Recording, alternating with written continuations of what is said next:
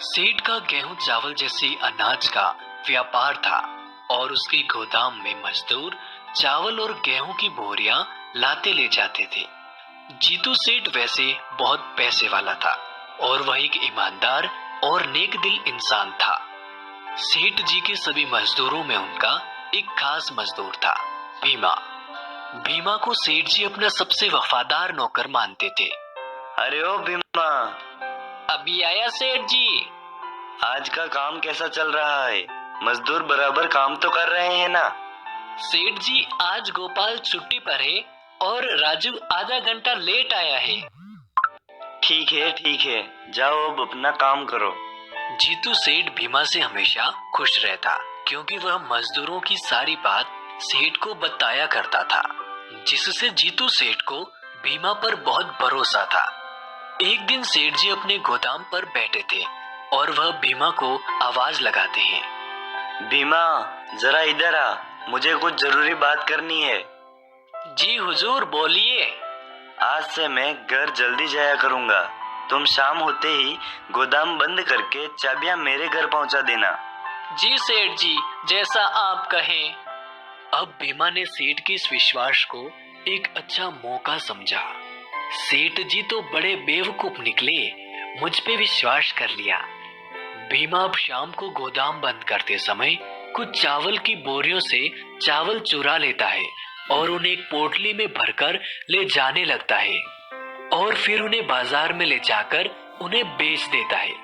चालाक भीमा अगले कई दिनों तक गोदाम से कभी गेहूं तो कभी चावल चुराता रहा और बाजार में बेचकर पैसा लेता रहा। जीतू सेठ को इसकी भनक तक नहीं लगी और वो अभी भी भीमा पर उतना ही विश्वास करते थे। खैर, धीरे धीरे भीमा ने बहुत सारा अनाज चोरी कर बहुत सारा पैसा जमा कर लिया। एक दिन गोपाल नाम के एक मजदूर ने भीमा को चुराया हुआ चावल बेचते हुए देख लिया और वो सीधा सेठ के पास इसकी शिकायत करने पहुंचा। सेठ जी। क्या हुआ? इतनी रात को यहाँ कैसे? सेठ जी, भीमा गोदाम से चावल को चोरी कर दुकान पर बेच रहा था। मैंने अपनी आंखों से उसे देखा है। क्या बात करते हो? तुम भी ना? मैं नहीं मान सकता। भीमा चोरी नहीं कर सकता है।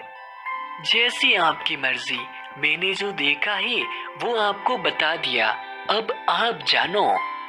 उसके बाद भीमा रोज चोरी किया करता था और सेठ जी को कानो कान खबर नहीं होती। कुछ महीनों बाद एक दिन भीमा सेठ के यहाँ काम पर नहीं आया। क्या बात है, आज मेरा वफादार नहीं आया? लगता है बीमार हो गया है। चलो बेचारे से मिलकर आता हूँ। कितना बोला है?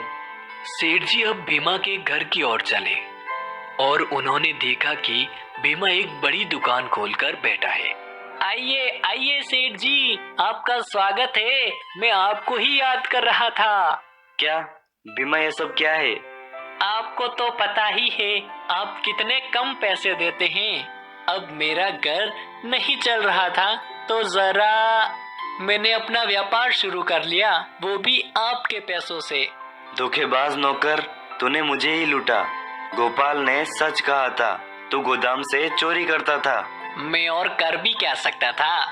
और मैं बेवकूफ तुझ पर विश्वास करता रहा। अब जीतू सेठ गुस्से से वहाँ से चले गए और उन्होंने एक सबक सीखा कि कभी किसी गैर इंसान पर इतना विश्वास नहीं करना चाहिए कि स्वयं का नुकसान हो जाए।